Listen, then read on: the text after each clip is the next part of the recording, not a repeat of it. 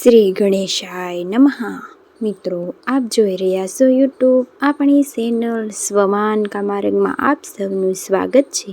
મિત્રો, આજે આ વિડીયોમાં આપણે સાંભળવાના છીએ કારતક માસના શુક્લ પક્ષની અષ્ટમી તિથિ એટલે કે ગોપા અષ્ટમી, જેમાં લીલાધારી ભગવાન શ્રી કૃષ્ણ અને ગાય માતાની પૂજાનું મહત્વ બતાવવામાં આવ્યું છે. આ દિવસે એવું કહેવાય છે કે જ્યારે ગોવર્ધન પૂજા થઈ બેસતું વરસ હતું ત્યારે ભગવાન શ્રી કૃષ્ણએ 7 દિવસ સુધી ગોવર્ધન પર્વતને ઉઠાવ્યો હતો અને ઇન્દ્ર રાજાએ આજે હાર માની હતી અને પ્રભુને પાસે ક્ષમા માંગી હતી. તે હતી આ ગોપા અષ્ટમીનો શુભ અવસર, શુભ દિવસે. એટલા માટે આજે સૌ વૃંદાવાસીઓ ભગવાન શ્રી કૃષ્ણ અને ગાયોની પૂજા કરી હતી. તેઓએ આજનો દિવસ એટલે કે ગોપા અષ્ટમી, આજે ગોપા અષ્ટમી કથા મહિમા શુભ મુહૂર્ત વિશે જાણીશું. જો આજે ગોપા અષ્ટમીની કથા મહિમા શુભ મુહૂર્ત વિશે જાણીશું. જો આપને આ વિડીયો પસંદ આવે તો લાઈક કરજો, શેર કરજો, કમેન્ટ કરજો. આપ આ ચેનલ પર પહેલી વખત જોઈ રહ્યા છો તો સબસ્ક્રાઈબ કરી લેજો, જેથી આવનારા નવા વિડીયોની માહિતી આપ સુધી તુરંત પહોંચી શકે. ધન્યવાદ. શ્રી કૃષ્ણે વાસુદેવાય હરિએ પરમાત્માએ પ્રણેત્યમ કલેશમ નાશયમ ગોવિંદાય નમો નમો. બોલો જગદગુરુ ભગવાન શ્રી કૃષ્ણની જય. કૃષ્ણ વાસુદેવાય હરિ પરમાત્મા પ્રણામ. જગદગુરુ ભગવાન શ્રી કૃષ્ણની જય. ગોપાલની જય. ગાયોના રક્ષક ઇન્દ્રિયોના સ્વામી ગોવિંદની જય. મિત્રો, ગોપા અષ્ટમી અર્થાત નામ સાર્થક કરે છે કે ગોપાલને સમર્પિત છે. અષ્ટમી તિથિ છે જે ભગવાન શ્રી કૃષ્ણને અત્યંત પ્રિય છે, કારણ કે અષ્ટમી તિથિએ ભગવાનનો જન્મ ઉત્સવ મનાવે છીએ. શ્રાવણ માસની અષ્ટમી છે અને આ કારતક માસની શુક્લ પક્ષની અષ્ટમી તિથિ દિવસે પ્રકૃતિ માતાની પૂજા નિમિત્તે ઇન્દ્રદેવની પૂજા જે ગોવાળો કરતા હતા તેમને બંધ કરાવ્યા. ગોવર્ધન પર્વતની પૂજા કરાવી અને ગાયોની પૂજા, પશુ પક્ષીની પૂજા કે જે મનુષ્યએ હર સમયે સાથ આપે છે, કામ આવે છે, એવા માટે આપણે આ પ્રકૃતિ પૂજા કરીએ, મતબલ આદર કરીએ છીએ. ભગવાન શ્રી કૃષ્ણએ આજે આપણને બોધ આપ્યો છે કે પ્રકૃતિની જે કોઈ રચના છે, કુદરતી રચના છે, ચાહે પર્વત હોય, વૃક્ષો હોય કે પશુ પક્ષી હોય, મનુષ્યએ તેનું સન્માન અવશ્ય કરવું જોઈએ. તે જ દેવતા સમાન છે નહીં.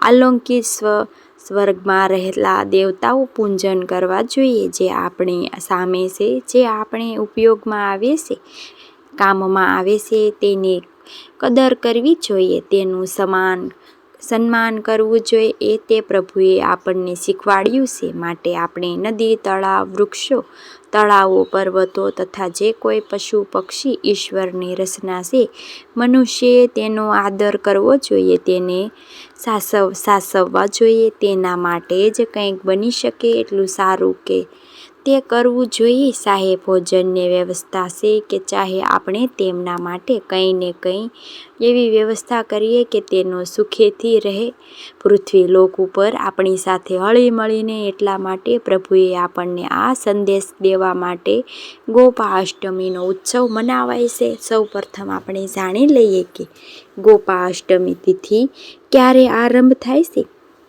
આ વર્ષે કારતક માસના શુક્લ પક્ષની અષ્ટમી તિથિ પ્રારંભ થાય છે.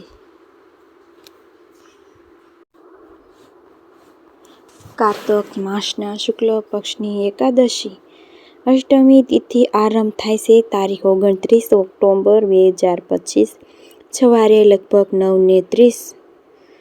9:30 તિથિ પૂર્ણ થાય છે. 30 ઓક્ટોબર 2025 સવારે લગભગ 10 વાગ્યાની આસપાસ ઉદયા તિથિ અનુસાર હંમેશા આ વ્રત કરાય છે. ગાયોનું પૂજન થાય છે, ભગવાન શ્રી કૃષ્ણની પૂજા થાય છે. એટલા માટે 30 ઓક્ટોબર 2025ના દિવસે અષ્ટમીનો ઉત્સવ મનાવવાનો રહેશે. આ ગોપા અષ્ટમીના દિવસે શુભ અને દુલ્હન સંયોગ પણ થવા જઈ રહ્યો છે. ભગવાન શ્રી કૃષ્ણની કૃપા પ્રાપ્ત કરવા માટે આજે ઉત્તમમાં ઉત્તમ દિવસ છે. રવિ યોગ, શિવાશય યોગ પણ ભગવાન શ્રી કૃષ્ણ અને ગૌ માતાની પૂજા કરી ભક્તો પોતાની આત્મતોનો કલ્યાણ કરે છે. મનોકામના પૂર્ણ થાય છે. સુખ સમૃદ્ધિ ઘરમાં રહે છે. ખુશહાલી જીવનમાં રહે છે. આજે ઘણા ભક્તો વ્રત પણ કરે છે.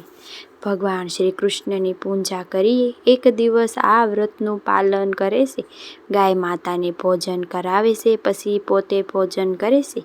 એ રીતે નિયમનું પાલન થાય છે. ધાર્મિક માન્યતા અનુસાર ગાય માતાના 33 કોટી દેવતાઓનો વાસ મનાય છે, જેમાં પૂજાથી ધન સમૃદ્ધિ પ્રદાન થાય છે.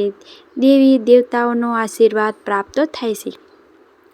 દેવી લક્ષ્મીના આ અવતાર તરીકે કામધેનુ ગાય મનાય છે. એટલા માટે ગાયને માતાનું રૂપ આપણે પૂજીએ છીએ. ગાયનો સંબંધ ભગવાન શ્રી કૃષ્ણ, નારાયણ, વિષ્ણુ સાથે પણ છે, જેને બ્રહ્માંડની રક્ષા માટે પાલન કરતા રૂપમાં જણાવાય છે.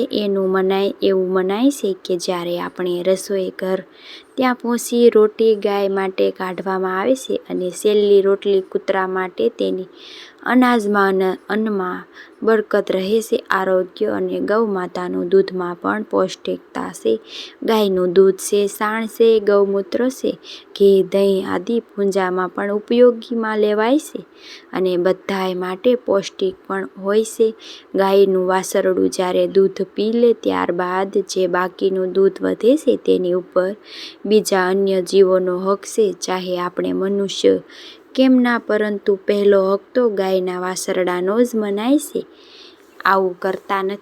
જે આવું કરતા નથી તેને પાપના ભાગી બને છે. ગૌ માતાનું દૂધમાં પૌષ્ટિકતા છે તેમાં કોઈ શંકા નથી. ગાયના મૂત્રમાંથી જેનો ગૌમૂત્ર કહેવાય છે તેમાંથી તો આયુર્વેદિક દવા પણ બને છે. અમૃત મંથન દરમિયાન 14 રત્ન પ્રાપ્ત થતા હતા. તેમાંથી ગાય માતા જે કામધેનુ રૂપમાં પ્રગટ થયા હતા એ ગાયની સંતની સંતાનો જ આ ધરતીલોક ઉપર ગાયનું રૂપમાં કામધેનુ એવી ગાય છે જે દરેક ઈચ્છા પૂર્તિ કરે છે અને હિન્દુ ધર્મમાં ગાયને ઘણી શુભ મનાય છે. આંગણે આવીને જો ગાય બોલે તો શુભ મનાય છે, બિરાજમાન રહે છે તે માટે પૂજનીય બની જાય છે, શુભતા રહે છે. એવું મનાય છે કે જે લોકો ગાયની સેવા કરે છે તેના 9 ગ્રહ શુભ પરિણામ આપે છે. એવું પણ કહેવાય છે કે ગૌ માતા જ્યાં ત્યાં ઊભા હોય તે જગ્યાએ વાસ્તુક દોષ રહેતો નથી. એટલા માટે જમાના આપણે સૌ ગાયનું પાલન કરતા, ગાય પાળતા હતા. પરંતુ પહેલાના જમાનામાં ગાય પાળતા હતા, પરંતુ અત્યારે જગ્યાઓમાં અભાવ હોય, સમય ના હોય, બદલાઈ ગયો છે. માટે ગાયની સેવા નિત્ય થતી નથી, પરંતુ ગૌશાળામાં જઈને અથવા ગોપાલક જયા છે ત્યાં જઈને ગાયની સેવા અવશ્ય કરવી જોઈએ. ગાય માતાનું જે સાણ છે તે સૂકવીને જો તેની ધૂપ કરવામાં આવે તો કપૂર, લવિંગ કે ગંગળ છે લોબાન કે તેના વડે તો ઘરમાંથી નકારાત્મક દોષ સમાપ્ત થાય છે. ગોદાનનું પણ મહત્વ છે, પરંતુ અત્યારના યુગમાં નહીં ગૌદાનનું કરવું જોઈએ. પરંતુ જ્યારે પણ ગૌદાનની વાત આવે છે ત્યારે ગાયની મૂર્તિ દાનમાં દઈ શકાય છે, કારણ કે ગૌદાન કરવું તે સામેવાળા વ્યક્તિને જો ગાય માતાની વ્યવસ્થિત રીતે સેવા ન કરે તો પાલન પોષણ ન કરે તો તેનું પાપ દાન દેવાવાળાને લાગે છે. એટલા માટે ગૌદાન ન કરવું જોઈએ. કહેવાય છે કે આ દિવસે ગાય માતાની આરાધના કરવાથી 9 ગ્રહ દોષ દૂર થાય છે. જીવનમાં સંકટ સમસ્યા હોય તે પણ દૂર થાય છે. માન્યતા છે કે આજે ભગવાન શ્રી કૃષ્ણ અને બલરામજીને ગાયોને ચરાવવા માટે પહેલીવાર નીકળ્યા હતા. ત્યાં સુધી તો તેઓ નાના વાછરડા ચરવા જતા તે હતા. આ કાર્તિક માસના શુક્લ પક્ષની અષ્ટમી તિથિ, એટલા માટે જ તિથિ ગોપા અષ્ટમી કહેવાય છે. કે ગોપાષ્ટમી અર્થાત ગોપ અને અષ્ટમી તિથિ ગોપ અર્થાત ભગવાન શ્રી કૃષ્ણ, જેમનું એક નામ ગોપાલ પણ છે, એમ ગોપ બની ગોકુળના બાળકો બનીને ગોપ ગોવાળિયા બાળકો સાથે પ્રભુએ લીલા કરી હતી. તેવો આજનો શુભ દિવસ એટલા માટે આજે વૃંદાવન, મથુરા આદિમાં ધામે ધૂમે ઉત્સવ મનાવાય છે. ગોપાષ્ટમી પૌરાણિક કથા અનુસાર શ્રી કૃષ્ણ 6 વર્ષના યશોદાને કહે છે કે હે મૈયા, હવે હું મોટો થઈ ગયો છું. ત્યારે યશોદા પ્રેમપૂર્વક લાલાને કહે છે કે તો લાલા, હું શું કરું?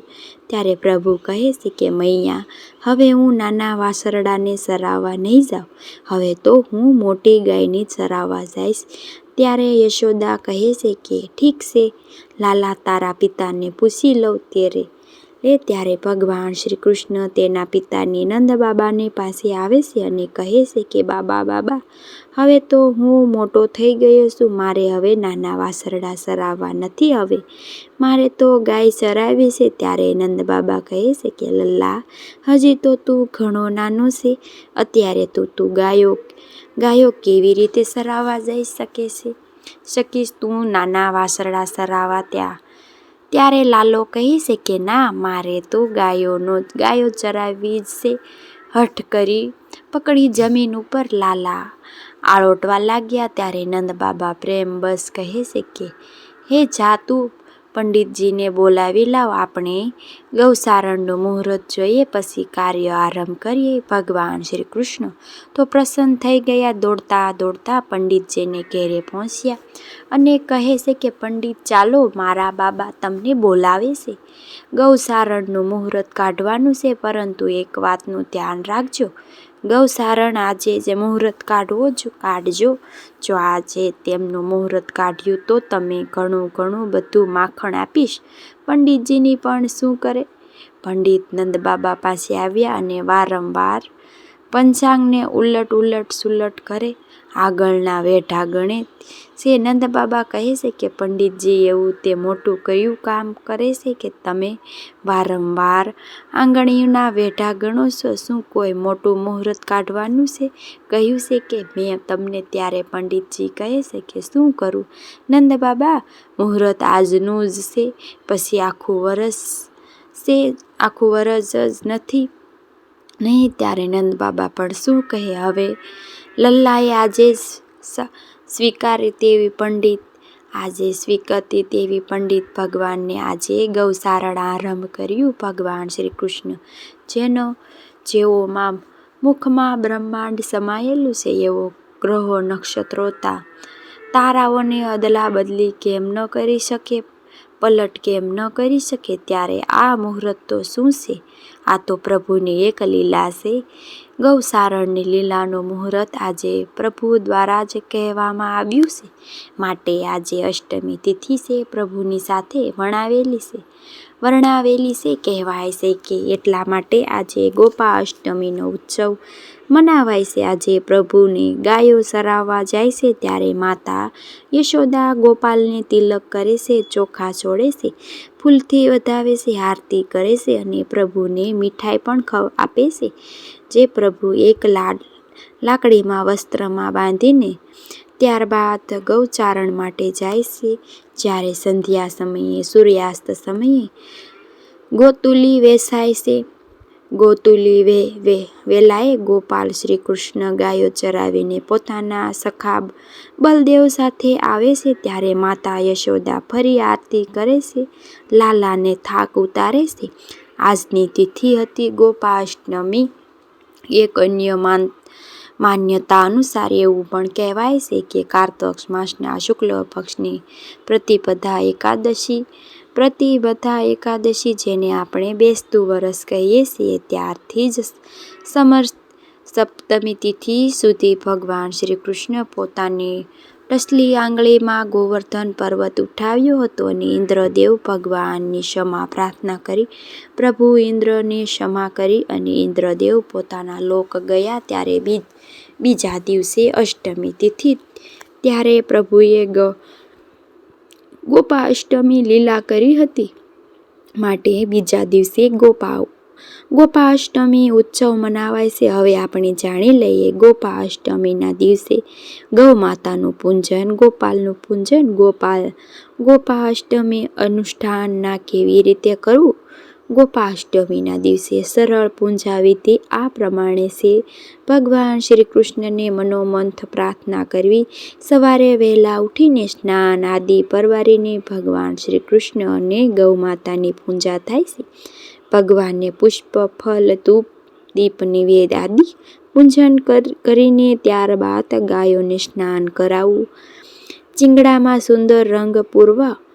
સોના ચાંદી આભૂષણ પણ ઘણા ધરાવે છે. ત્યારબાદ ગાયોને ગોળ, મીઠાઈ અને ઊંચું ગુણવત્તાવાળો ચારો હોય છે તે ખવડાવવો જોઈએ. ભગવાન શ્રી કૃષ્ણની પૂજા સમયમાં ગાયનું દૂધ, દહીં, ઘી આદિ પરિવર્ત કરી શકાય છે. અમુક રાજ્યોમાં તો ગાયનો ગોબરથી ઘરને સજાવાય છે, લીપાય છે. ગાયોને સજાવીને ગાયને ગામ આખામાં ફેરવાય છે, જેથી ગાયના દર્શન સૌ કોઈ કરી શકે, પૂજન કરી શકે, સ્મરણ કરી શકે. ભગવાન શ્રી કૃષ્ણનું પણ જે ઘરોમાં નાના નાના બાળકો હોય છે તે ભગવાન શ્રી કૃષ્ણને બને છે હાથમાં વાસળી રાખે છે, પીતાંબર ધારણ કરે છે અને મસ્તક ઉપર મોરપંખ રાખે છે. જાણે કે સાચે જ ભગવાન શ્રી કૃષ્ણ ગાયો સાથે નીકળ્યા હોય એવા દર્શન થાય છે. વૃંદાવનમાં ખાસ કરીને ગોપાષ્ટમીના દિવસે ઘણો મોટો તહેવાર મનાવાય છે. રોશની ઘરે ઘરે સજાવાય છે. જાણે કે દિવાળી હોય રસ્તા પર સજાવાય છે. ભગવાન શ્રી